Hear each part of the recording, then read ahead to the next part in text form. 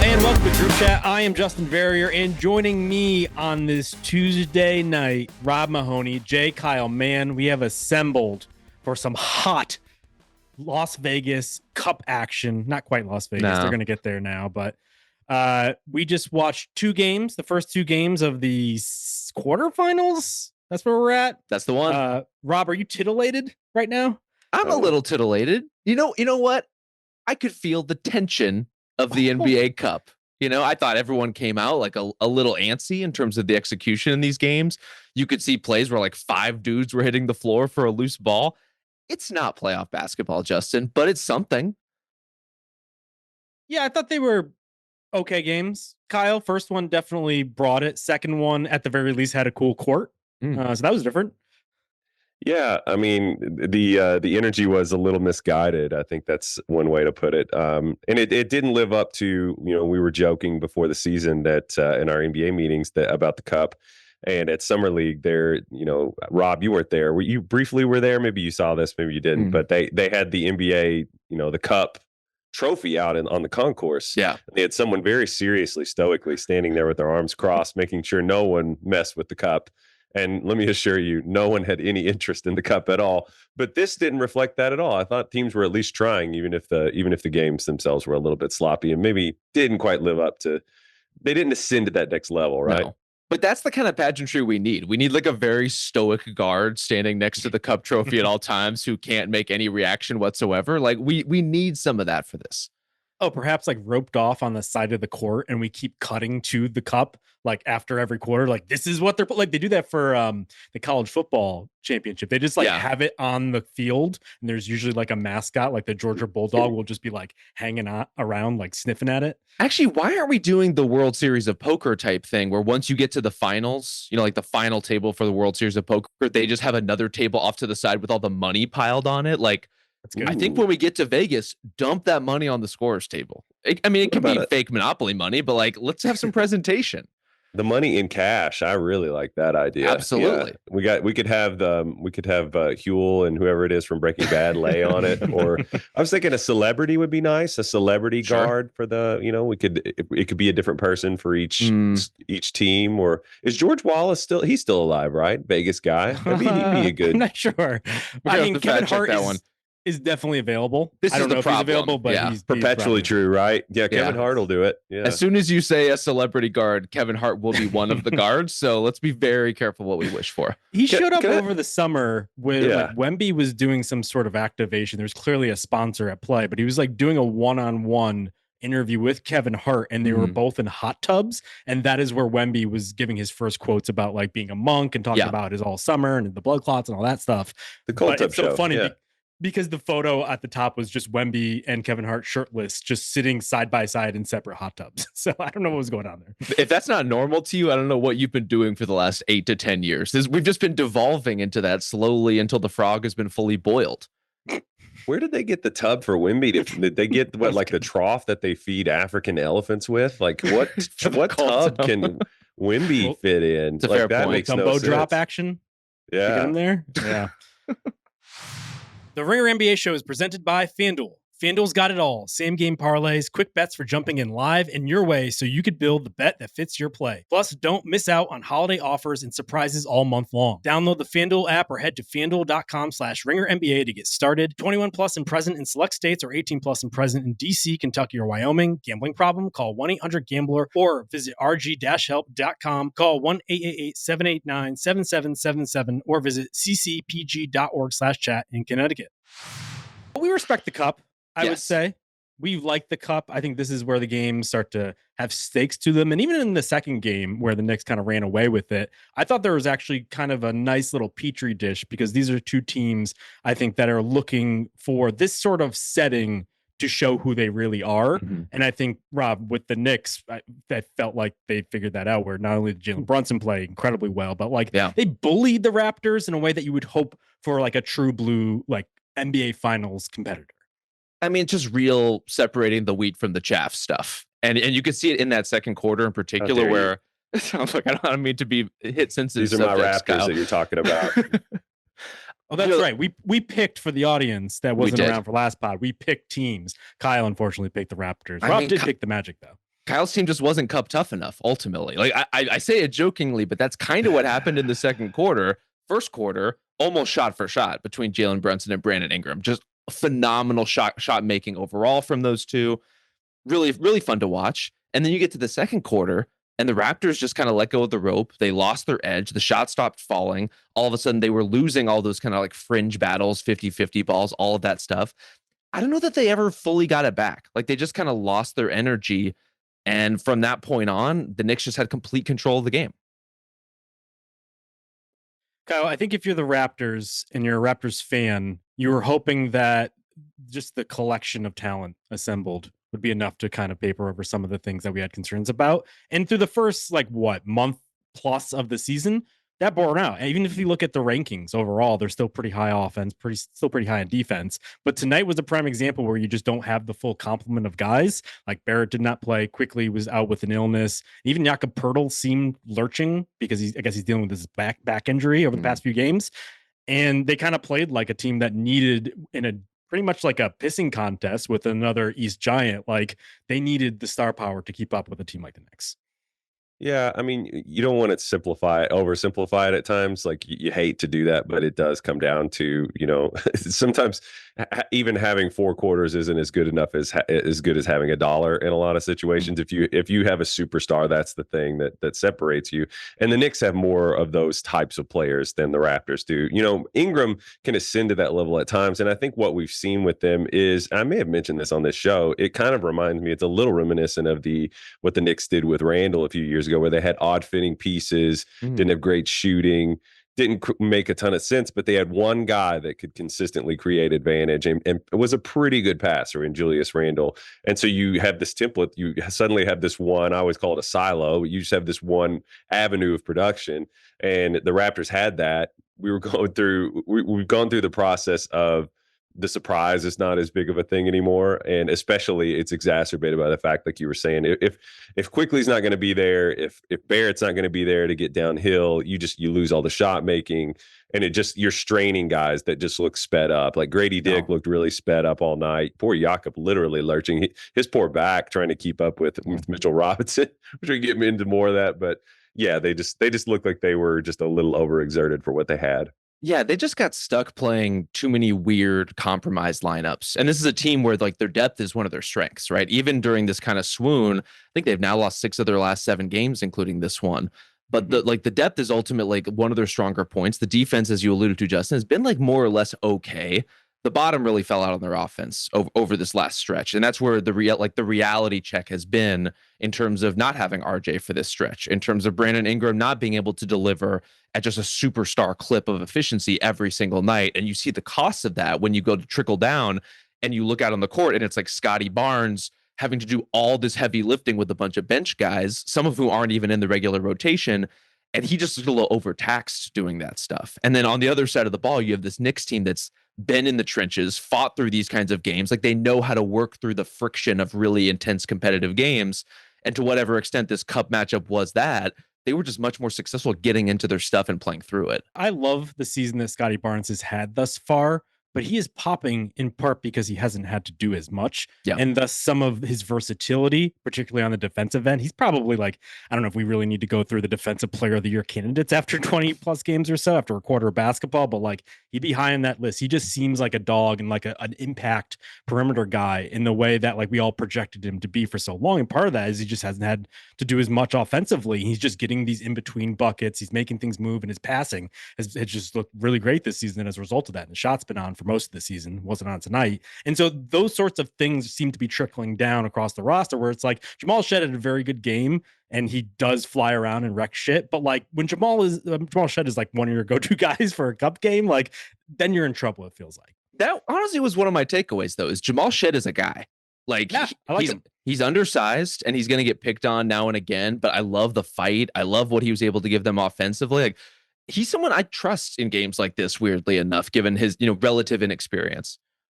It's tough when Jordan Clarkson is just going to the well and going over top of you repeatedly. Not ideal. I was like, that's tough. Yeah.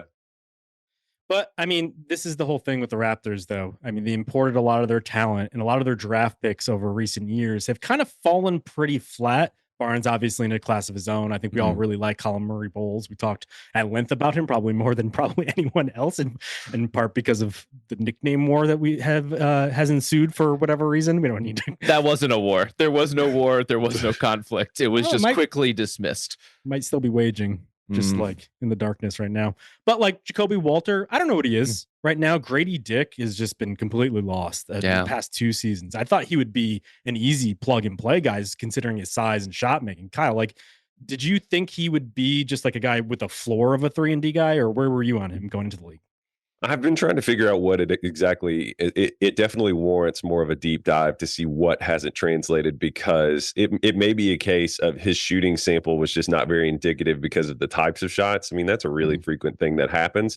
I always try to look, and we like your guy Jordan Hawkins that we were talking about earlier for the Pels, who we'll get to later. These guys who hit a lot, who just take an abundance of really wide open movement threes. My working kind of hypothesis is that Grady does not shoot it super well in a phone booth. He frequently just, if he's crowded, he's so narrow. His shoulders are so narrow. I just don't. I wonder maybe if it's not having a wide enough base or not good balance, because he is a great shooter. I've seen him shoot the heck out of the ball. I mean, he shot something like 55% from 3 in transition at Kansas on a huge sample. But it's the shots and the speed in the NBA. Speed is a really cruel filter, and it can filter out really good shooters. It does all the time. Especially, he's had moments in his career, I would say, especially last season, where the jumper was looking really good from 2, right? Like he was curling into different kinds of shots and it was working. But maybe there is something, Kyle, about that combination of speed and the load to get to an NBA 3 that's just like a little tougher for him to access in the very narrow window that you have to. Kind of a high center of gravity too, right? True. Like that could be a part of it. I mean, I'm definitely just spitballing guessing. Well, this is interesting because I think the backdrop to this whole game was like we're now starting to get all of the trade deadline scuttlebutt happening, and Shams Charania had this big thing on ESPN in which he nominated basically 3 teams, one of whom was the Raptors for Anthony Davis. And I have to say, of all the options on the board, he makes the most sense there than anywhere else, if only because the Raptors probably need at some point this sort of consolidation trade, something that I always thought that they would end up at, but it seems like we've got there quicker than we expected considering the start. It's tough though, Rob, because like the contracts, like when your top 4 guys are all making 20+ million, even Acapurtle's on this 5-year deal. It's like, how do you start unspooling all of this to even import AD? And so I guess the question is, do you like AD there? And on top of that, do you think like, how do we even prioritize who stays, who goes outside of like the obvious ones like Barnes? And I don't even know who would be after that. Yeah, I mean, I love AD there. When we first started getting into this stuff of the fact that AD could be on the move, Toronto was one of the first teams that jumped to mind for me for exactly this reason. Like they've needed something a little different because Pirtle has been so hurt and because otherwise they were playing so small, and you could see the glaring, like pressing need for someone like Anthony Davis in the middle. And if they could just get that, they could be a totally different class of team. I think that a trade is feasible because Pirtle could be involved. Probably would have to go to a third team because I wouldn't think Dallas would have use for another big if they're going to keep Gafford and Lively, which I would presume they would. And then it would have to include someone like Emmanuel Quickley, probably, who would be useful to the Mavs, but clearly come at a cost for the Raptors in the process. So it would change the shape of their team a little bit, but whether it's Shed, whether it's bringing in another guard to kind of fill that spot, whatever they would want to do. Jacoby Walters kind of started in spots for them and been successful if you want to go full like point forward with this thing. Ultimately, though, if you can get Anthony Davis into the Raptors, I don't see anything here other than Scotty Barnes. It's like, this is absolutely nailed down and has to stay. Anthony Davis is worth taking a swing at. I think he'd be a great fit with this group. You're ruling Ingram out of that too, right? I mean, you're working with the assumption that you can achieve a triumvirate of Barnes, Ingram, and AD potentially. Is that, or you're thinking Ingram's available?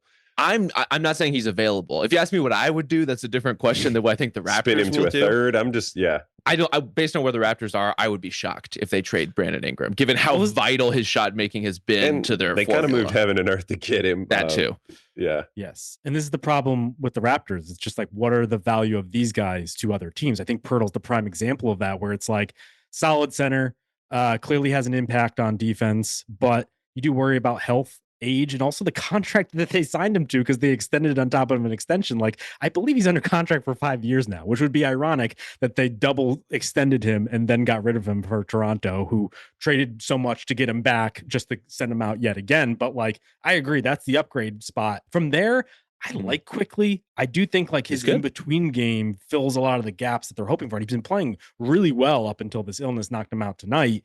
And so like, I would hope to keep him, but if I'm the Mavs, like, I would rather Quickly and someone else rather than RJ and Pirtle, which is probably what the Raptors are trying to foist onto people, especially if like you hope Cooper, for instance, Kyle, if Cooper is going to be a guy who's going to have the ball in his hands a lot, you want more of that in-between Quickly sort of stuff. Well, before we go to the Cooper element, I wouldn't be so sure about RJ. Like this stretch has been illuminating for the Raptors in terms of how much they rely on him. It's true. But 2 years on the deal, it just seems like contractually he's actually one of the better deals, in part because all these guys are extended out a couple years. So I don't know. Spatially, that feels like that could get a little dicey. Like, I'm like, do I want to continue to stack these things on top of each other that could give me problems down? I mean, RJ likes to have the ball. I mean, this year spot ups 33.3%. Do we feel like that's who he is? Probably. I mean, if it's brass tacks, if we're in a serious game, that's probably who he is.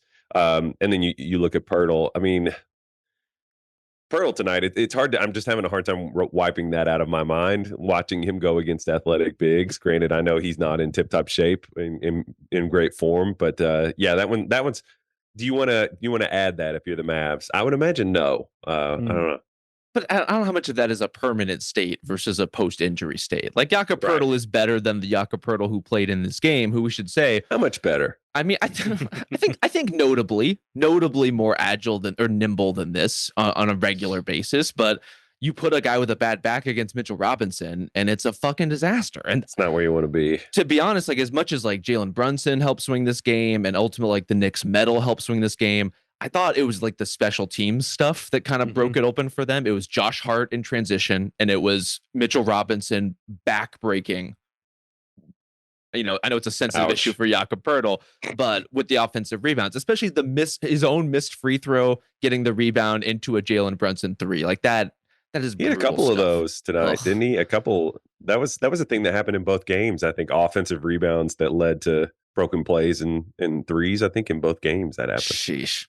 That's where you want Pirtle to help you, because his like specialties are so narrow. If he's not going to help you on the boards, then you're left wanting a little bit with him. And I thought Towns in particular looked pretty feisty on the boards. I think he had like 12 around like halfway through the game, and he himself looks hurt in part because he himself also lurches around. Like I've never seen someone just with the body of like Gru like be an NBA athlete in the way that he has. But like Minions grew? I think that was the illusion. You know how it's like a triangle and he has a very top heavy, but like the legs are thin. I always think of Crew when I'm watching Cat. I haven't seen those movies, and we've kept them away from Julian. We tried to hide it from him because we didn't want to see him, and he found out. And Megan and I looked, and we were like, "Fuck." Anyway, sorry. Well, now he's a gentle minion. I think Uncle Justin is here to take him to see all the Minions movies from here on out. Apparently, stay away from my son. I did like the Minions had like a special Olipop, and what I guess is the free ad, and I did really enjoy it. It was like a banana cream one. I was a big fan. Justin, what the fuck? A banana cream Olipop? That sounds horrible. We'll get one. That reaction that you got out of Rob was special. I just want to say, Isaiah, we need some kind of a button. I want a physical button in my office that I can push. It's the "this fucking guy" button. Whenever Justin says there's a Minions flavored Olipop that intrigued him, I'm like, this fucking guy. What? The only reaction, frankly. We're going to Air One when we're in LA, and we're gonna get ourselves some banana fucking cream Olipops. I don't think they're making this thing anymore. I think it's been discontinued. I think it's been recalled. Like, that is rat poison what you drank. I get emails from Olipop all the time, and I can tell you it's still in circulation. Probably not the Minions version of it, but it just spiral down. Yeah. Anyway, Cat was good tonight. He was good. Discussed. Also quite good, OG Anunoby. I thought this whole game was like a 4-year consideration. If you want to do like the sparkling gold text across the screen, 4-year consideration, OG Anunoby for all defense.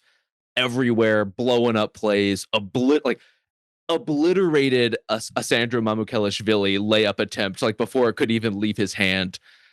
I mean, doing stuff we've seen OG do, but he's one of the few wings who's like genuinely transformative in this way.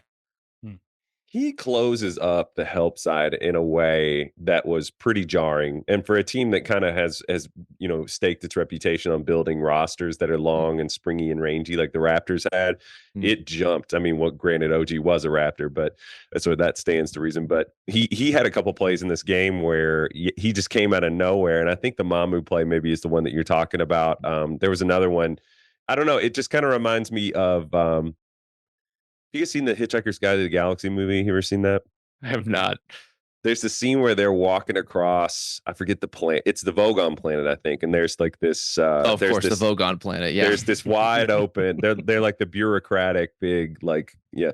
And there's this wide open expanse. And as they're walking across, they like keep getting smacked in the face out of nowhere because and what they realize is there's this creature on this planet that smacks you in the face if you have an idea. So they're trying not, and that's what that reminded me of. Every time the Raptors had an idea of trying to drive to the basket, OG was like, "Ah!" Like, I'm gonna have to send you all that clip. Please do.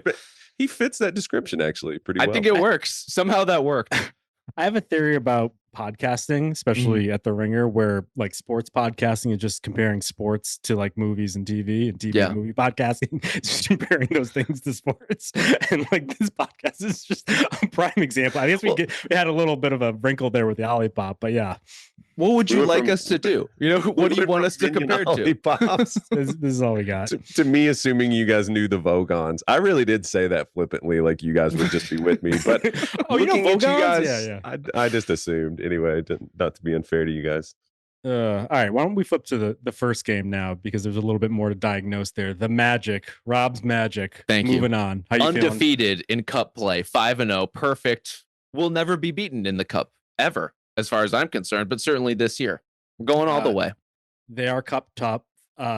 Desmond Bane coming off a game where he threw a basketball at another human and then pretended like it was a mistake where he was falling out of bounds. That was cool. But played really well. I thought the defense showed up in this one, especially to turn things around after the starts that they have. To me, it was just like a nice representation of, in the midst of all the fretting over Franz and Paolo and like the start that they had, that the defense quietly has become dominant yet again. Yes. I thought it was like a little frantic at the beginning. Miami's going on this run. They're hitting every single shot. Jalen Suggs just like jumping and swinging wildly at every pass and ball in his path. But once they settled down, Orlando showed you what they can be, which is just one of the most stout positional defensive teams in the league. Like, they will just stay down. They will stay in front of you. They're bigger than you at almost every position across the board, and they'll just muck up everything you do. And so, like, I can't even tell you how many Heat possessions were just like a hard drive that went absolutely nowhere, stop, pivot, kick out, pass, and just like hope that if you do that enough times, you'll eventually break the Magic down. And over the course of, especially the back half of the game, they just couldn't successfully create anything out of those sequences. I think you nailed it. The hard drives that went nowhere. I felt like Orlando just has the personnel. If you were just like, we were creating a bizarro antagonist for Tyler Hero, it would look like Anthony Black, who is just as long and springier. And then you saw, I mean, Davion just had a really hard time in this game. He was having a hard time. Still played well, though.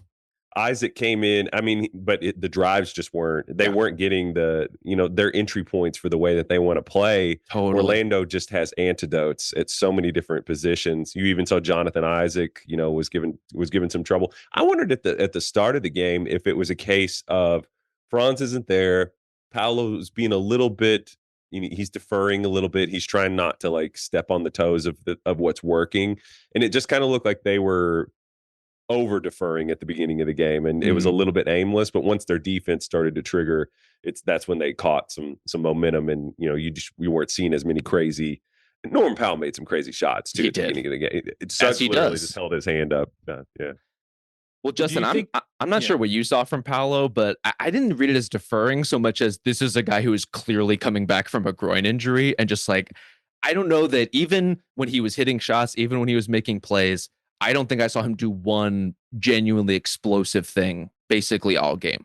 And that's just going to be like part of his process in working his way back, because we know what he can do. We know how physically imposing he can be, certainly, but he's already quite a deliberate player. And he was just kind of like really easing into things, I thought, in this one. Is that tenderness or is that fear? Was he feeling it? Like, was he sore, or was that him being like, because I think once you pull something like that, you're kind of like, it gets in your head a little bit. I don't know if you've had that kind of injury before. Isn't tenderness at the heart of all fear, Kyle?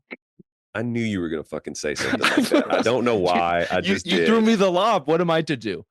It is pretty hard to read, though, because I think if you're an optimist, I think you are reading into this like, oh, maybe Paolo finally learned something when he was on the bench and saw the offense flowing in a way that it hadn't previously. That could be true. It does feel like he is more conscious of that at times. It seems like he's being a little bit more pass first, or a little bit more just more mindful of how other people are working. And I do think it's encouraging that Anthony Black didn't have like a huge offensive game, but it just feels like he's a presence offensively in a way that he wasn't previously under like the Paolo centric sort of idea. And so Black just seems like the type of guy that you just have to play 34 minutes before. When we saw last year, like we talked about him at length, Rob, like this is a guy that could be a guy probably 4 to 5 podcasts and never really fully clicked. Seems like this is the year that he's actually clicking it all together. Yeah, it was always like stretches and flashes in the pan last season, and really for the bulk of his NBA career to date.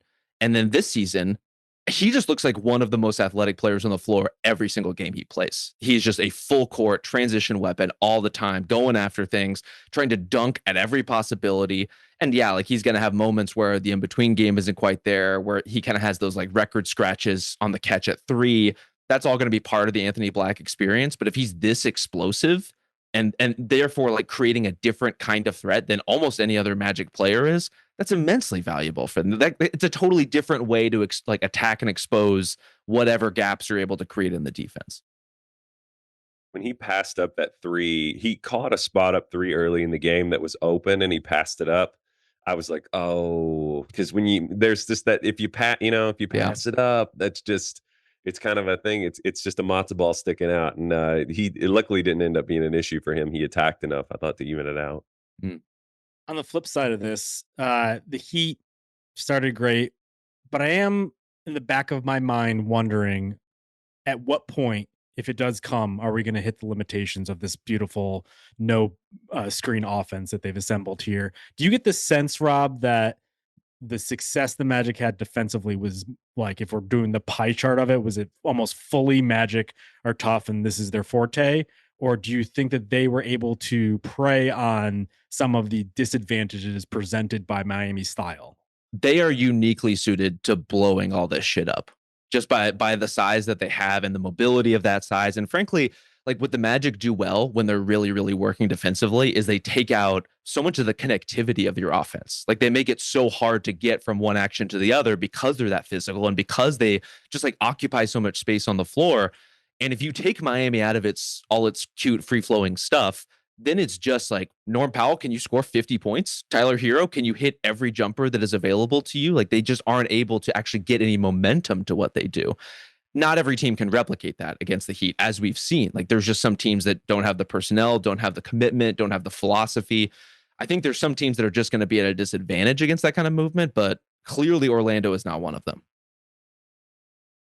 Yeah, they even had a sequence where Miami got it off the rim and Orlando was just denying the first pass, like in the backcourt. It was just sort of like a pseudo improvised press. And you could just see Miami it just deflated them. I think you're right, Rob. It's just, yeah, they just have the personnel to sort of cut it off at the legs in a way that's really tough. And all that said, Tyler Hero went 0 for 6, couldn't get that 1,003 that they mentioned 100 times, but on the broadcast. But it could have been a little bit more interesting. I was just really blown away by, if you want to talk about things that teams didn't have an answer for. Another thing that really stuck out to me was Miami just had nobody that could absorb Desmond Bane going downhill at all. He was just going through everybody. He presented them in a challenge that was more glaring than I expected even. He's been kind of putting it together over the last couple of weeks too, Justin, where it's like the shot, we've been kind of waiting for him to hit at Desmond Bane frequency and percentage. But as an all-around scorer, whether that's getting to the line, whether that's on those drives, like he's been kind of putting it together recently in a way where this just added that other dimension of hitting more threes than he's ever hit as a member of the Orlando Magic, in addition to all that stuff he's been doing. But that was the thing that jumped out to me, especially late in the game where they pack the paint and then there's the kick out and you're like, oh, this is probably going to Tristan da Silva or like a Goga Batadze, and he's not going to know what to do with the basketball, but it's Desmond Bane and he just drills it pretty effortlessly. Like that is the added dimension. And that was happening like in their first game of the season. It happened at times. We were like, oh, this is the picture of what they could be. Seems like as things kind of click into place around him, he's really slotted into the role that they basically traded all those draft picks and went out of their way in order to kind of carve out for him. So it was encouraging to see. Yeah, I think we got some pushback too, by the way, of like not really respecting them in our title pie, because the title pie is indeed sacred. Starting to reconsider things, because like a couple weeks later, what is it, like 2 weeks later, all of a sudden like the Raptors and the Magics feel like they're going in opposite directions, so almost flip places. Oh, completely. I mean, the title pie is a fluid exercise. We make this pie, we consume it as a team, and then we make another pie in a couple months and we chop it up all over again. The living document. Anything else from this one you guys want to hit on? You worried about the Heat at all? I mean, in what capacity? Well, that's the question with them. I think we all assumed that this raised their floor, but they are sinking into 8th now, into the play-in mix. We're basically like resetting. We almost needed like a time in the NBA calendar where the fast starts start to recalibrate themselves. It's almost like where the boys become the men. It's like, this is where the rubber meets the road part of the season, because it does feel like that's happening. And in the East, where a lot of teams floated to the top because there wasn't any sort of like dominant upper crust, it feels like a lot of these teams are going through this real weird like flux period right now. Yeah, I mean, if you just woke up and hadn't seen any basketball in the season to date, you'd be like, yeah, the Heat and the Bulls are kind of like more or less where I expected them to be. And we're just kind of shaped by the starts that they had. But ultimately, maybe we'll think the same thing in 6 weeks about where the Celtics are right now, or in 6 weeks about where the Sixers are right now, or the Raptors. Like, some of this stuff is going to come back to earth for sure. I think we're still in the process of figuring out what is real. And I think the way that Miami is trying to play is real. The returns on that were always going to diminish a little bit as the scout got out, as teams got used to the way they're playing. And I would say specifically the pace element of that, which did not seem to bother the Magic much at all after the first quarter. Like, they're going to be taken out of that stuff. And with the personnel they have right now, unless Tyler Hero and Norm Powell are really hitting, they just don't have a lot of capacity to work around it. Yeah, I mean, I think what we're seeing, I think it's what we were talking about with Toronto too. I mean, they're good coaches who are seeing what they have, seeing that maybe there's issues with the group of personnel that they have, and they're doing something new, inventing. We've seen Spo win every which way with a lot of different types of rosters. We saw him win with an ISO heavy roster, and post up back, pre 3-point revolution. We saw him win when he had Duncan Robinson and Hero, when they were doing a lot of the off ball sort of, center, Bam is the fulcrum kind of stuff. And we saw him do another thing with this. It's just this one, I feel like, what's the pliability in your personnel and your identity past that? And I think that's kind of where it's stopping. And barring a move, I don't know if these are two teams. I actually had written down Miami as a team. I know we're going to talk about moves. I had written them down as a team that could potentially make a move for sure and become more interesting. We could more specifically why their culture makes them more equipped to do that. But that's kind of what I think we're seeing. Yeah, there was some scuttlebutt about them sniffing around Ja Morant. That would be interesting, because I do want to think one of the advantages they have as an institution, as an organization, is being able to perhaps breathe life back into these guys by just giving them rigid structure. They're obviously always mentioned with Zion. We might talk about that a little later. I think like we're seeing a lot of teams encounter the cold hard fact about the NBA, which is just you need superstar talent, and like you could gin up ways to work around it, and they've done so adequately. But if you want to compete at the high level, like you need those sorts of guys. But speaking of those high levels, both of these teams, the Magic and the Knicks, going to Vegas, baby. Oh yeah. Woo! I gotta say, the Knicks unfortunately don't stand a chance. They're about to get bodied by Goga Batadze and Wendell Carter Jr. Like all that stuff, big boy and the Raptors. I just don't think it's going to work against my Magic. I hate to say. The Knicks don't stand a chance. There's a parody. I haven't done a parody in a while, right? I know. We got to get you back in the booth. Yeah. So how are we doing this? Like the team that goes the farthest is the winner? I think presumably, but we didn't say that we actually win anything. So, it's all we might have to ephemeral. reseed because mine was so pathetic. My Raptors didn't. I briefly got on Fanatics and I was like, should I get something? I'm glad I didn't do it. But well, I picked the Suns tomorrow, who are facing the Oklahoma City Thunder. Yeah. But the Suns do have some goddamn juice, and I did see that Devin Booker is questionable for that game. Okay, that's exciting. We'll see. Does that mean Dylan Brooks? Need him because they have Colin Gillespie. They do. If Devin Booker plays, will Dylan Brooks still take 25 shots? Do you think? Not even a criticism, just commentary. He's probably one of the best pull-up mid-range shooters in the league right now. It's fucking crazy. It is janky as all fuck. He's been awesome. It's wild. The fact that he's doing the floor-raising defensive stuff, but all of a sudden has just become an additive plus offensive player for the first time in his career, probably. Pull this up. It's unbelievable. The Suns are. I don't care what the stats say. It goes in every time he shoots it, and his elbow is just all the way out. Okay, from 2, you're not wrong. I mean, that's the one we're talking about. Chart. Yeah. 50.6 dribble pull up 2s, pretty good. 31% on dribble pull up 3s, but he knows where his bread's buttered, so that's good. He does. They call me synergy on the courts. No one does. No, absolutely not. But yeah, I'll go with Knicks just to be different. Kyle, do you have an inkling one way or another, Knicks or Magic? In the harsh environs of Vegas. Mm-hmm. Who do we think there are any outside factors that are going to come into play? Do we see anybody? Is anybody going to be potentially distracted? Orlando, it's a wily group. I don't know, man. You think they could get out there and maybe have a good time? No, Jonathan Isaac's not letting those guys leave the hotel. That's very true. That's very true. Well, perhaps he gets he goes to one of the mega churches out there and he just loses track of time. It's entirely possible, but we support him in all. Well, not all his endeavors, but at least some of his endeavors. Some. On that one, I would lean Knicks. But man, it's going to be. The Knicks better be ready to come play because it is going to be a fight. Yeah. Tomorrow's a fun slate though. You could listen to another podcast about that, unfortunately, because we'll get you back on Sunday. Why don't we take a quick break and we come back? We're going to talk about the Pelicans.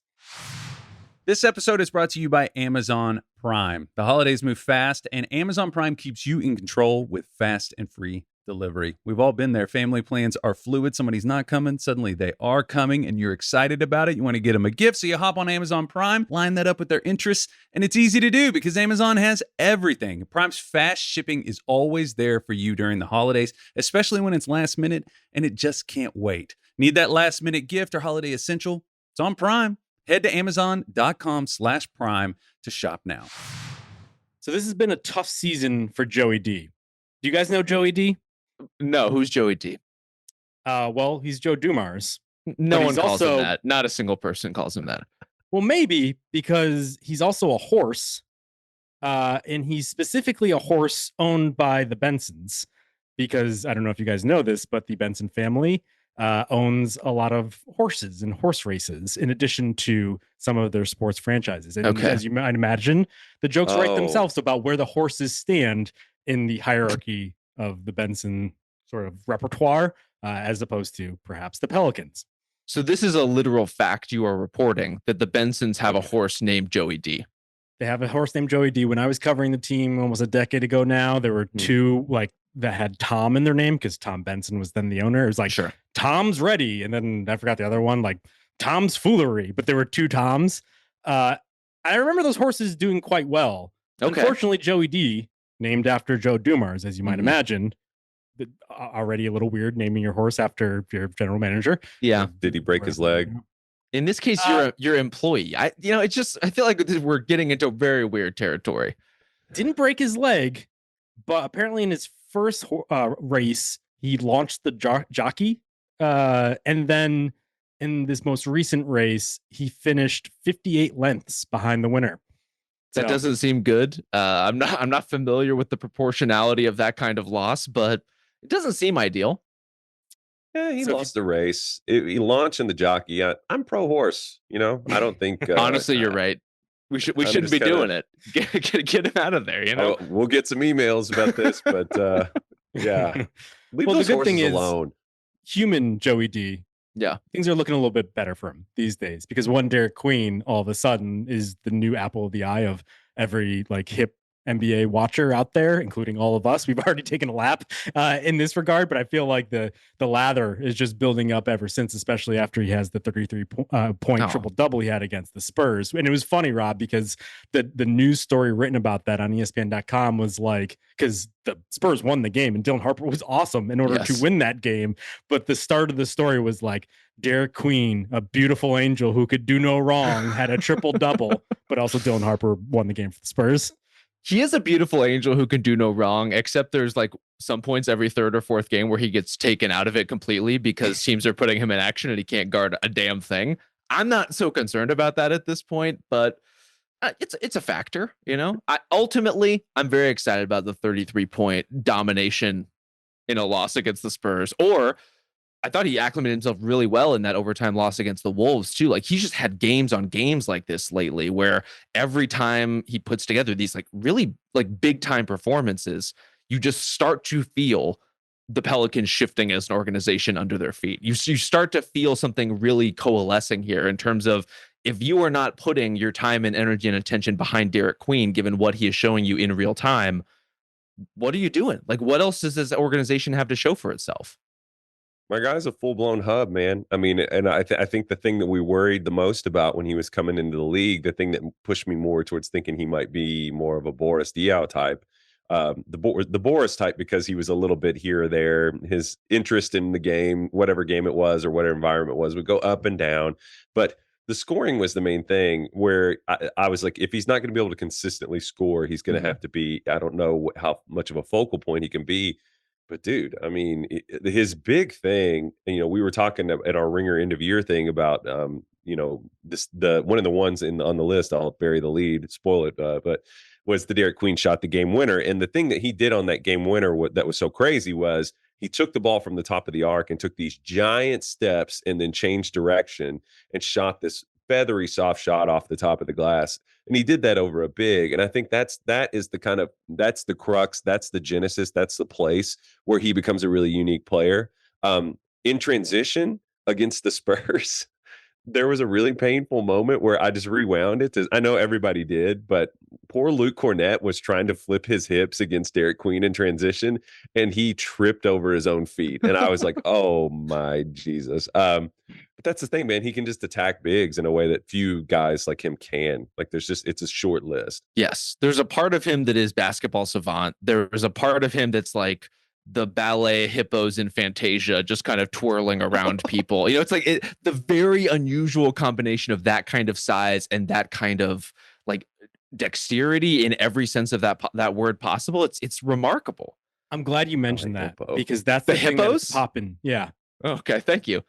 Dancing bears as well. Because I was the guy I keep thinking about, and we've tossed around a couple comps for him, is DeMarcus Cousins, because Cousins was more violent in his physicality. But the thing that always jumped out to me with Cousins was his nimbleness. And like he's the type of guy who's like pushing 300 pounds, but you could think he could do a back handspring just because of like what a freak physical athlete he is. Yeah. But the thing that always like really jumped out to me with Cousins, who I was there when he got traded to New Orleans, was like his touch on everything. And I always thought it was notable that when all the bigs in the league started to put up threes, when that became kind of a necessity for those guys, Cousins was the one who like adapted to that immediately. His 3-point numbers and his attempts were just like pretty in line with a good shooter, like immediately, whereas like AD and some of these other guys struggled. He's just like, there's something about him where the big old physicality is belied by just this like unique touch. And when I watch Queen, like he's just making these sorts of like balletic, just like really easy movements that you wouldn't expect for someone of that size. Yeah. I think that the difference between Cousins and him to me is there is to your point about the physicality of DeMarcus Cousins, Justin, there was always something with Boogie where it's like, he almost wants the path of most resistance. Like he wants to go through the guy to score. He's a psychopath. Yeah. I mean, like in a good way, in a competitive way, in a clearly productive way. And also in bad ways. Yes. Well, sure. I mean, it's a little of all of the above. And Derik Queen has some of that. He has some bully ball instincts for sure, but he also has like a glancing blow sort of thing where on his drives, he's bumping like by you, but not through you in a way that I think facilitates kind of getting through these crowds in a modern NBA sense.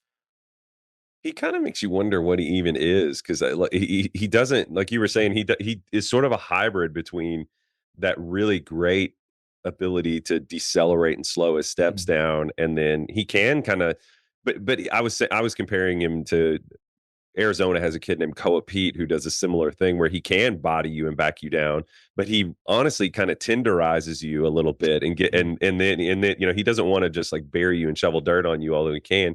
But Queen is doing that a whole lot too. A lot of the just angular little flips. His hands are just really great.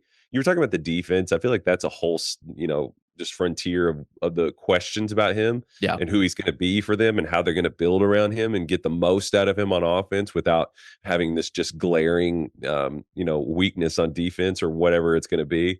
I just think his nimbleness Cousins is a good guy to bring up. There's some Zebo, there's some Şengün, there's some, he's definitely in that phylum of player. Yeah, Cousins was such a tour de force that I remember when he got traded there, that the entire organization had like a meeting where everyone had to come to terms where like, this is a different type of guy. Like, you just have to watch yourself. And I remember talking to beat writers for the Kings at that time where they're like, he reads everything and he will hold you accountable to every word that you said. And I was like, oh shit. So he's like, he was the type of person where you like everyone had to watch out for him. It doesn't seem like that with Queen. If anything, he seems like almost very gentle off the court and like almost has like this more Zebo style of spirit to him, which I kind of appreciate. I mean, these days, the idea of anyone reading anything semes awfully quaint. So he was ahead of his time, behind his time. I'm not even sure which one it is. You don't think any person, literally any person read anything? I mean, any person, players but absolutely do. NBA players do not read everything. They read the quote excerpt that goes around on Twitter that their friends sent them and then do not read the thing, because why would they read the thing? Yes, this was a little bit of a different time when like people actually saw blogs and you actually went to Twitter to find things and you could find things. This is before I was covering the NBA, but obviously a huge DeMarcus Cousins fan. I named my dog Boogie, one of my favorite players ever. But before I was covering the NBA, I bought one of those dry fit jerseys because I'm just not going to be wearing jerseys. I will wear, a sweater vest and look like the Mean Street Posse, like we were joking about. Another story for another time. Wait, but so you won't wear a jersey, but you will wear a dry fit jersey? I did one time. No, wait. I won't wear a jersey, but I will wear a T-shirt that's dry fit material. That's different. A jersey with no shirt under it is kind of what I'm saying. Like, I'll wear a jersey, but not a. I'm not doing any of these. Yeah, I feel like neither is a great fit. I don't wear a ton of them anymore. Yeah. The point here is this is just a little anecdote. I bought a DeMarcus Cousins jersey when he went to NOLA, and he tore his Achilles like the next day after I bought it, and I never wore it again because I felt like that was cursed, and I was like, I'm going to tear my Achilles. I felt like spiritually, I felt like I couldn't wear it, and I never did. So, there you go. You got to bury that thing. You can never even look at it again. Frankly, it's just all kinds of bad energy coming off of that jersey. Speaking of ahead of their time, the AD Cousins pairing was pretty much ahead of its time. True. Like, I did want to really see that team in the playoffs. I wasn't there at that point, but like they did pretty well. That's the series that they blitzed the Blazers in the first round, and they probably would have given the Warriors a strong go of it in the second round as well. But it's a question for like Queen too. Yes. Like in terms of his pairing, do you guys have, in the like 2 weeks since we've talked about him, have any additional insight into like how you fill things out around him? Well, I think this is one of the areas in which some of our conversations are lagging a little bit behind the actual state of the game right now. Because right now, teams are going big. They're really hitting the offensive glass. Like the paradigm of the NBA is changing rapidly. And so much of the conversation around Derik Queen is kind of conceptualizing him as the one big in a spaced out offense. And I think the way that the game is being played right now, it's much more viable to put him alongside another cooperative big who would be able to cover up for him defensively and protect the rim in ways that are never going to be super comfortable for him. And you can have a little bit of balance between them in that way, in a way that I think could be like ultimately very solvent, very exciting. I think that is the direction I would be looking in, is who is the big we can put next to him, where even if neither of them is a pure spacer, they have enough ball skills between them, and the other big is like just a knockout rim protector. That would be my ideal kind of pairing for Queen. I mean, it'd be somebody. I mean, Miles signed that deal with, because the idea of Miles doing that for Giannis is sort of similar, I guess. Sure. Nas wouldn't really fit that description. No. Yeah, you wouldn't want to go get Vucevic because you'd score a lot of points, but you wouldn't guard anybody. I'm just trying to think of like other big. Jaren Jackson would be fun. Yeah, that could be fun. How would you get that done? It's like not literally, but the Anthony Davis DeMarcus Cousins pairing is telling. Like saying the idea of an Anthony Davis type is patently ridiculous, but if such a thing did exist and could be replicated, that would be a good place to start. Isaiah Blakely, our producer, suggests Porzingis. That makes some sense. But you're right, because the real beauty of Davis Cousins was the passing between them. They're both just so brilliant as big passers that like the synergy there, just like the ball really pinged when things were going right. Yeah, it's interesting. Like it seems like not only did the Rockets stumble onto something, like other teams took note of their success of being really big in the playoffs because teams have followed suit. Fred Katz has a really good article about that in The Athletic today. I recommend that to anybody who's interested in this stuff. But it seems like teams are going bigger and they're also crashing the boards, not just with two guys, but like really selling out to do so. Yeah, that balance of like transition defense versus offensive rebounding, we are in a whole new frontier. Unfortunately for Doc.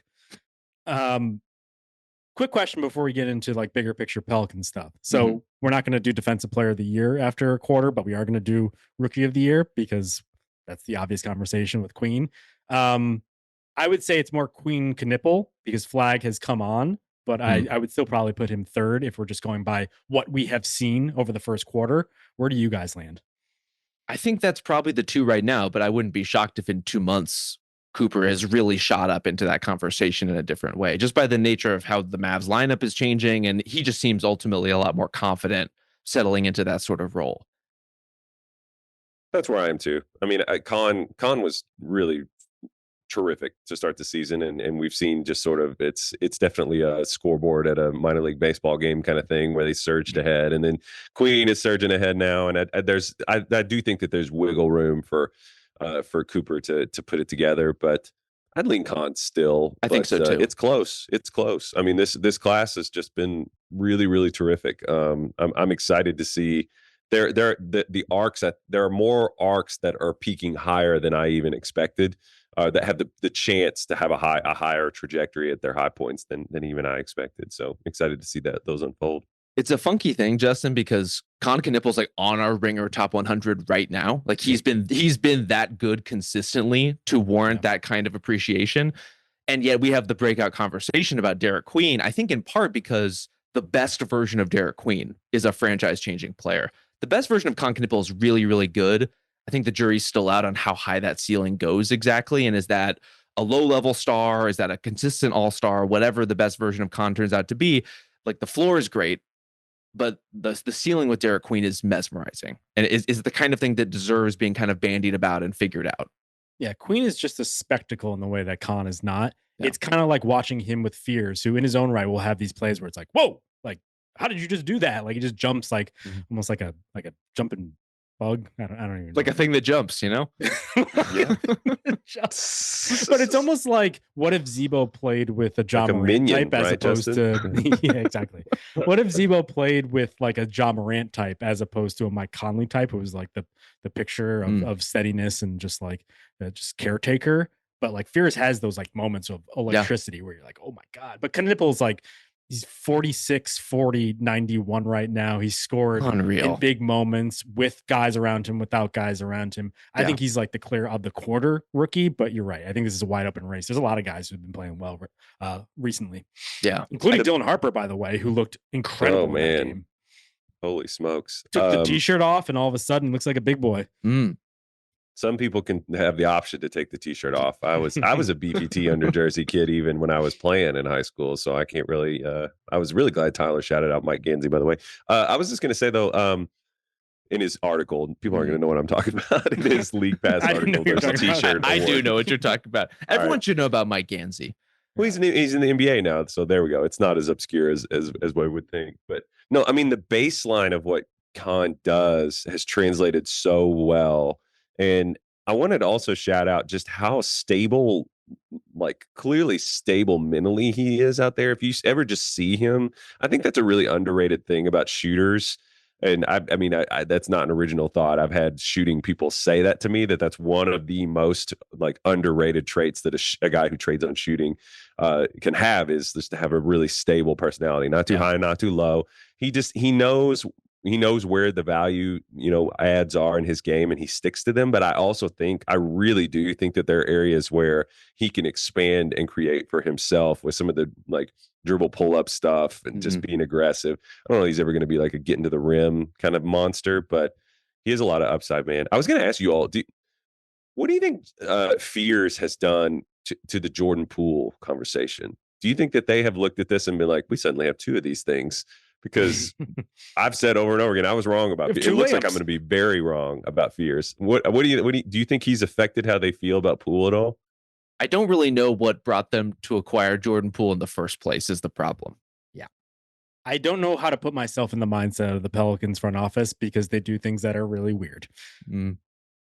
So, but if you're saying like a normal front office, like probably wouldn't have acquired Poole to begin with. But like, I have been encouraged by the fact that they haven't been precious about playing veterans over the young guys. As soon as the young guys popped, it seemed like they were willing to lean into it. And it's probably a good segue to talk about the more bigger picture, because it sounds like in the background of all of this, they're more open, according to reports, which are just rumors, which are just people talking, to take offers, listen to offers about some of the veterans that the front office didn't bring in, the Trey Murphys, the old guard in air quotes, because they're still like 25 or whatever.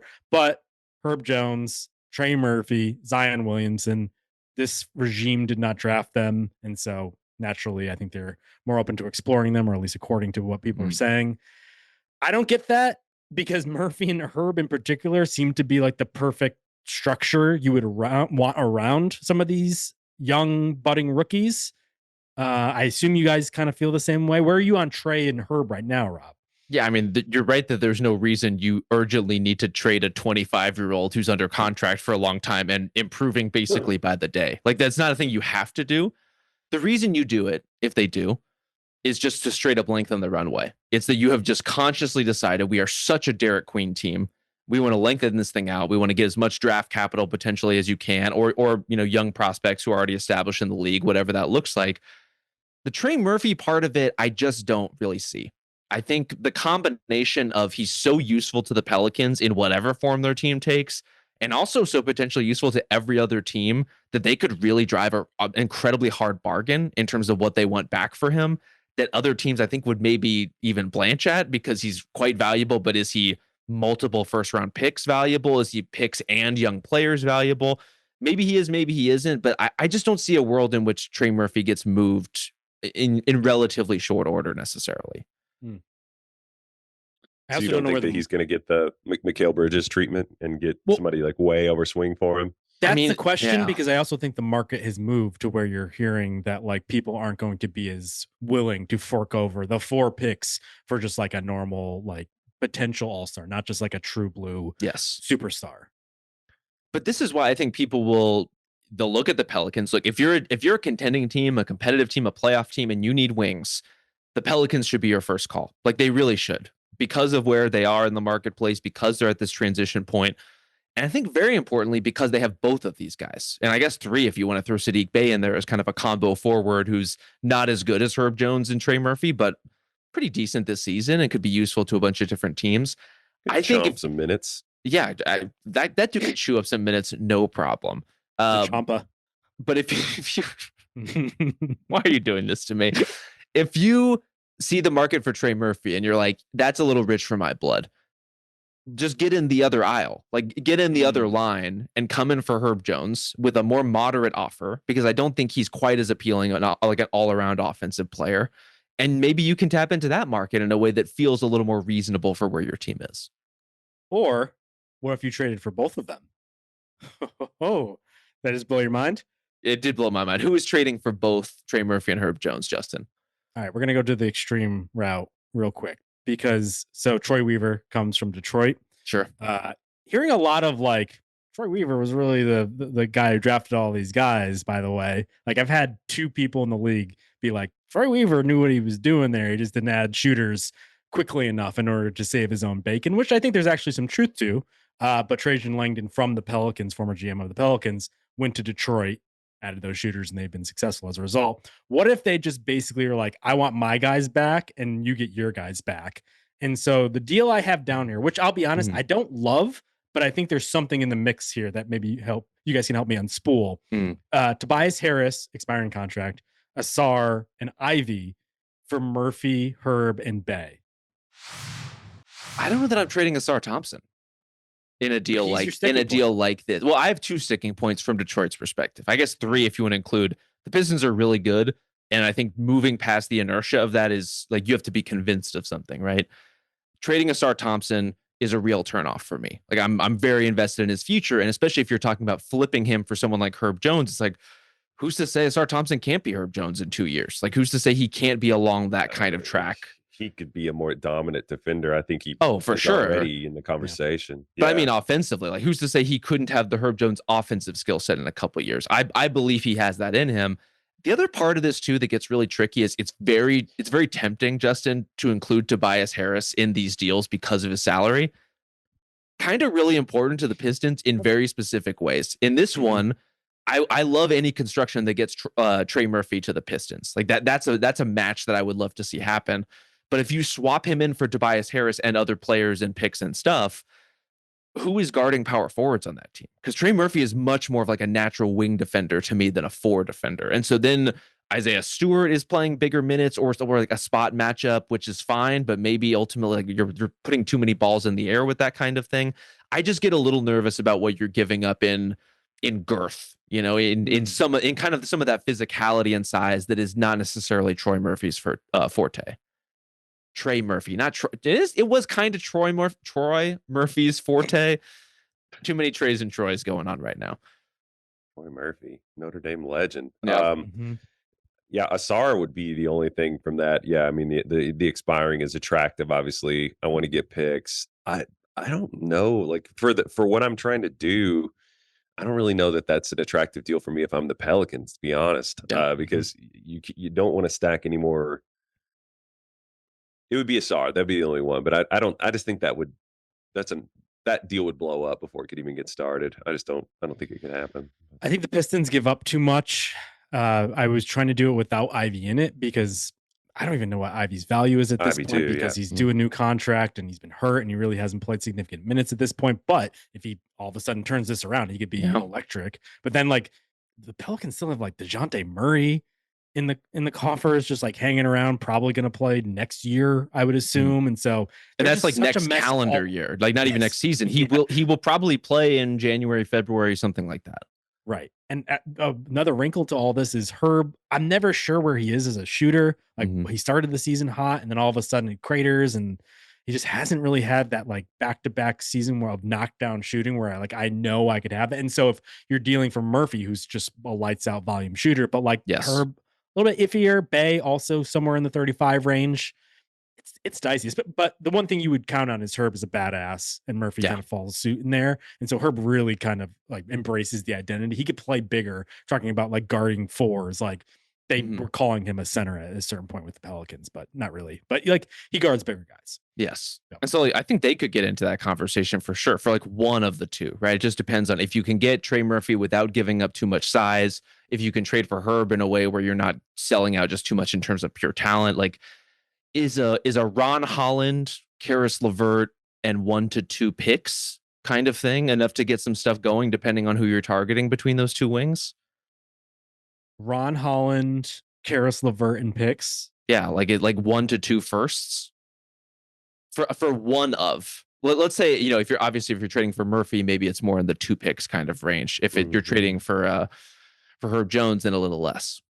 I don't move Murphy for anything less than Asar and other stuff.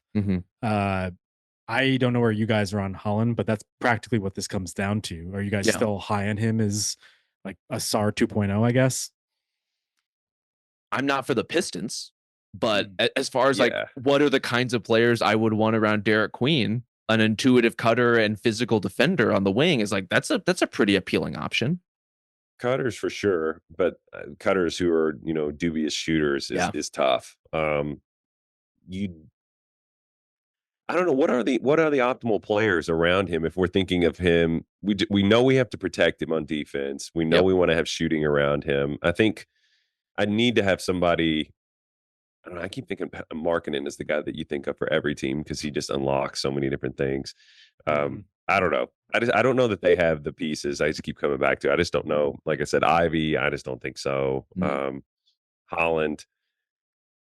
Granted, I don't know. Could Holland and Queen play together? Is that going to be?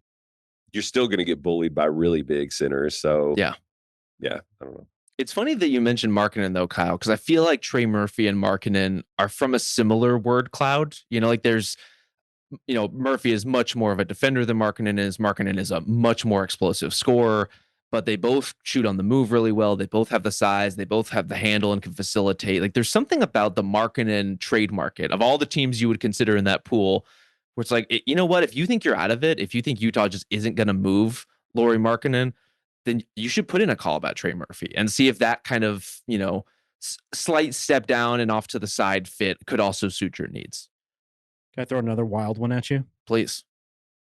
As we record this at 9:35 p.m. This is just a wild Tuesday night here. 12:35 a.m.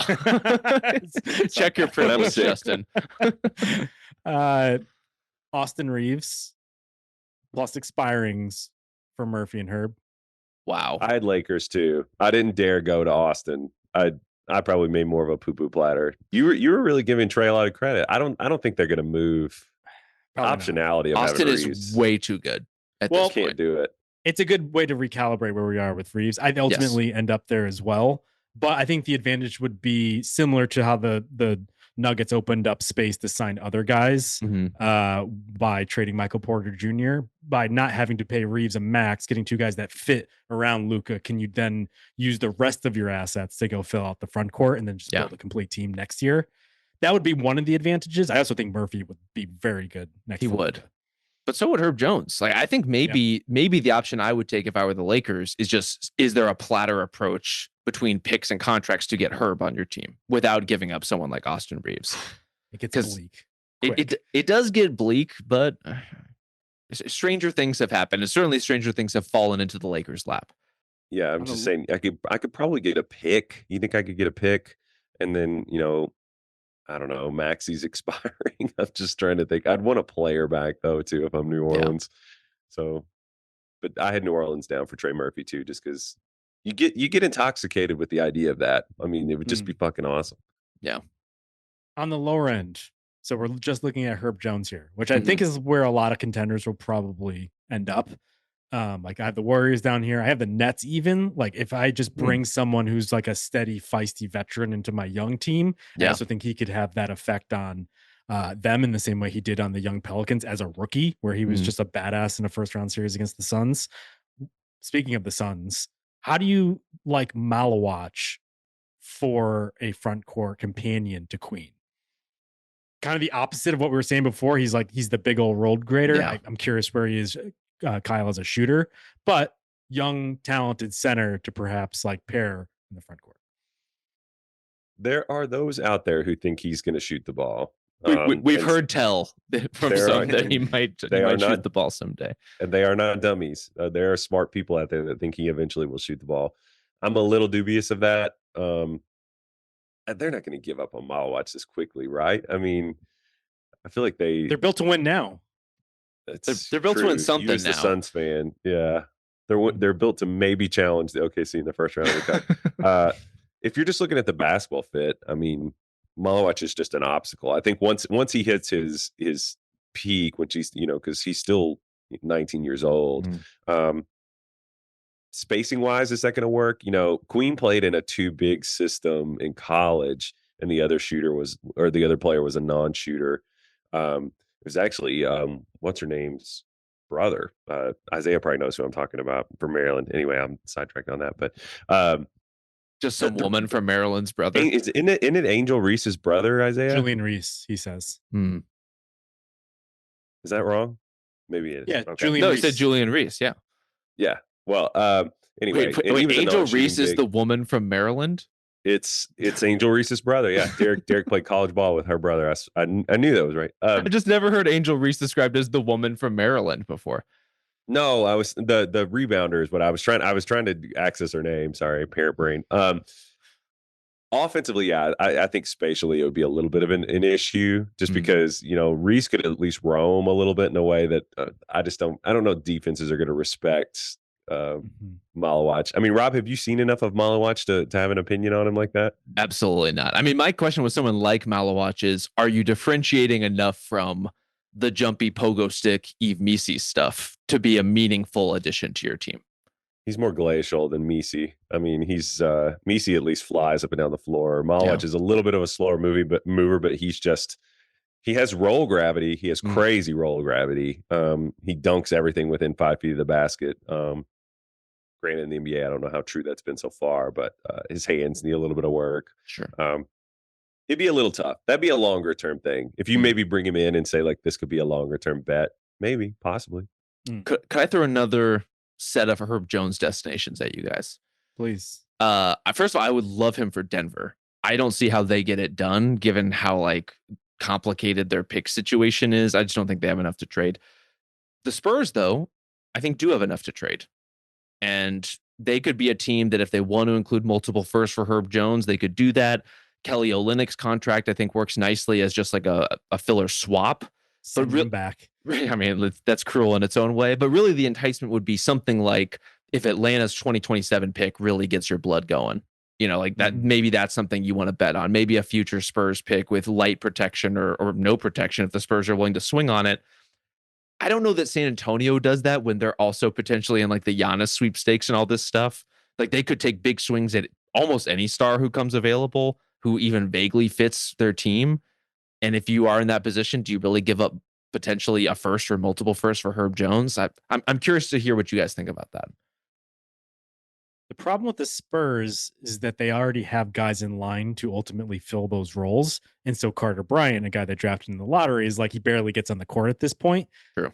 Could you just wait? And it seems like their MO has always been to stack these guys up and bet on the talent rather than go out and get someone. Even the price they paid for Fox was pretty modest. And so I don't fault them for that, even if it doesn't work out. And I think you're right. Ultimately, it's if you're going to make a swing, you go for Giannis or a real game changer, not one of these short-term moves. For that need, I'm not antsy enough. I don't think. Yeah, based on what Justin's saying, it's stockpiled so much. I mean, Carter's super young, and I haven't lost any faith in him. I'm still a big believer in him. Yeah, it's really not a need at all. It would be stacking strength on strength. But the concept of a defense that has Steph Castle and Herb Jones and Victor Wembanyama is a one-size-fits-all vice grip that I would be very excited to see in action. See, crazy. That just had to say those three names in unison. I have a couple other teams down here, but they're not great. Honestly, it's more me thinking from the current regime of the Pelicans POV. Sure. They seem enamored with Kuminga, and he seems not long for the Warriors, although we said that for 2 years running. Is Kuminga and picks enough to get Herb Jones, for instance? I mean, a Kuminga for Herb Jones trade is such a ball knower's hell. It's it's so clear which one of these guys actually does something that helps you. And yet it might I could see it happening. The Nets, if they just want to plug and play center, Nick Claxton and Knicks picks. But here's the thing, if I was the Pelicans and I feel like my strength is talent identification, I would just be stacking picks. And the cruel irony is they gave away next year's. And that seemed like if they got these two right, they could have just kept this thing rolling and actually have been onto something as soon as 2 years down the road. Unfortunately, just doesn't seem where they're going. All they had to do was protect the pick. We've said it a million times. All they had to do is protect the pick. It's tough. Very tough. Have you guys thought about Zion trades? Well, before we go to Zion, I have one more Herb Jones option to throw at you. Justin, this one might be painful to you personally because it involves your doppelganger, Max Strus. Oh, no. What do the Cavs need? So he's going to New Orleans just like I blazed the trail for him? Exactly. He's going to follow in your footsteps. He's going to go to all your old haunts. Maybe you can just give him some advice if you like, if this happens. But the idea of Max Strus and a distant, unprotected Cleveland first, who knows what could happen with that franchise? Maybe that's something to kind of get the wheels moving on a Herb Jones deal. it's weird because Cleveland kind of needs offense in a way more than they need defense. But if they could become an even more rock solid defense first team starring Donovan Mitchell, maybe that kind of identity shift could move them in a meaningful way. I believe Cleveland's in the second apron, and this would have to get out of the second apron in order to execute that. But if they did, and there are ways to do that in the middle of the season, I think that would work. They're a prime example of a team that's so committed to the now that just adding more is the right move for them, I think. I want to say that the salaries actually work even with the second apron considerations. Okay. I'll be honest, if you tell me anything right now, I'll believe it, because even the trade machines are confusing at this point. Yeah. So I believe this is true. Max Strus makes slightly more money than Herb Jones. And because it's a 1-for-1 trade, which the Cavaliers can do, and they're taking back less money in the process, I believe that would be legal so long as it's executed as such without needing to include any other players to entice the Pelicans. So it would have to be picks involved. Okay. Well, then I don't like it because I don't think Max Strus helps the Pelicans, but maybe not. Also has not played a game this season, but he's a theoretically useful player. Yeah. I look forward to handing over my Tinder account to him, just like on one of those pillows. Jesus. Like, this is now yours, my son. Jesus Christ, Justin. Almighty. So if you thought that trade was bottom of the barrel at this point, whoa. that was a sterling idea that you guys just conclude for no reason. An injured Cavs guy for Herb Jones. No, I'm trading a future Cavs first round pick for Herb Jones. That's what's happening. Also, that happens to include Max Strus. That's the spin, baby. Zion deals. At this point, like, if they just got a productive player back, that seems like fair value. He's out yet again. I think if any team that's actually going to accept him on the current deal that he's on, as opposed to wait for them to waive him or whatever can happen with his non-guaranteed contract, look, you're not getting much back in return. And so I have teams listed here, but the return is quite modest. I have the Bulls first and foremost, but only for Kevin Huerter's bird rights ultimately. Oh my God. Is it that bleak? I mean, I have the Heat down where it's just contracts and Jovic, who didn't play tonight. Yeah. The Nets, Claxton, and the Warriors, it's Kuminga. I mean, at least Claxton's pretty good. Claxton's good. If you want a stopgap center, I guess I could get Claxton back for Zion. That'd be amazing. I think that would be great for the Pelicans. But Jovic might be kind of the caliber of player that we're talking about. Someone who, like, in the eye of the beholder, you can talk yourself into. That eye is not mine personally, but clearly even people within the Heat thought he was going to be something going into the season. Has not panned out within the system that they're trying to play. You guys have any ideas for Zion? To Queen. Yeah, I can see that. I didn't have a deal, but the Heat were a team that I was eyeballing, just in terms of just going 35,000 feet, their culture, them absorbing him. I think it'd have to be a team that was confident, going back to Boogie, the way that the Warriors were like, we know we can absorb DeMarcus Cousins because what we have here is so stable. That would have to be, but it also would have, there's some teams that I just don't think would break their code. And I feel like Miami is one of the teams that's confident enough that they might try to do it. But this is the catch-22, is Miami is confident enough to want to do it, but will they ever be desperate enough to actually do it? It's like there's a very fine line between believing you can bail yourself out of a situation, but also if you could, wouldn't you have done it already? How desperate do you really need to be, though? You just said Jovic, and so, it doesn't seem the Heat have turned their noses up at all kinds of talented players over the years because they did not feel like they psychologically fit what they do there and thought they would be like a poor fit within the workplace. I cannot imagine, given what we know about Zion, that they would see him as a good fit. Would they see him as a worthy gamble nonetheless? Maybe, but they would have to bend some rules or bend Zion's sheer will in order to make that thing work. Right. It's so weird because at Duke, he played like Krzyzewski's a yeller, man. Yeah. And like that was a pretty accountable environment. And it's just really strange. It's not the on-court stuff that I think anybody in Miami would be worried about. Zion on the court, you live with what he can't do or won't do. It's everything getting him on the court that's usually the problem. Right. Yes. He would be available for 20 games and it would just be the same spin cycle all over again. I think that the point we're ultimately circling here is it seems like there's an opportunity to be a seller in this market, especially if the East is going to be this deep. Like if all 10 teams think they have a shot, there's a clear opening for a seller. Will the Pelicans be that? I think they should to a certain degree, because they're definitely not playing for anything. They're not going to reap anything from their draft pick, but we'll see, because there's definitely a lot of scuttlebutt out there. Yeah, even if it just means, trading Sadiq Bey and a couple of these other supporting players and not even touching the Trey Murphy class, I think it could be worth their time. I think even in the West, if you're a team that's a little worried about your size matchup against the Rockets or the Nuggets, Kevon Looney is just like sitting there getting DNP CDs for the Pelicans. And I think he like that Burl alone could be useful to you. And he has a team option for next season that gives you an easy out if you need to trade him or move on. I think that's something that teams should look into. Like I want a designated body to throw in front of Steven Adams, frankly. It's true. All right. Why don't we wrap it there? The next time I see you boys, we'll all be in one room together. Kyle and I are flying out to LA to join Rob, sleeping on his couch. We're going to tell horror stories at night and make some popcorn. Are you ready for that, Rob? I'm thrilled about it. I mean, should we coordinate matching outfits, or are we just doing the matching pajamas when you guys sleep over? You hate matching outfits. We tried to do this in Indiana with the jerseys, and you went along with it, but you're like, never again. That wasn't a matching outfit. You love a bit outfit. That's a very different thing. Yeah, that was different. I still have my signed Damon Bailey Indiana Pacers jersey too, by the way. Hell yeah! Every day I kind of pick it up and look at it, and I'm like, not today, Damon. My Pacers jersey, my Brad Miller Pacers jersey, got rehomed to the great Trey Kirby, who I hope is treating it quite well, and I would expect nothing less, given he's the foremost Brad Miller fan. That's beautiful. But yeah, we'll be out there doing 2 separate pods, one on Sunday, one in the middle of the week. Something special for you in the middle of the week. We're pretty excited about it. But we'll catch you next time on Sunday as usual. Thank you to Victoria Valencia. Thank you to Isaiah Blakely, both for staying up late for us to get into this hot cup action. We'll be back next time. We'll talk to you then.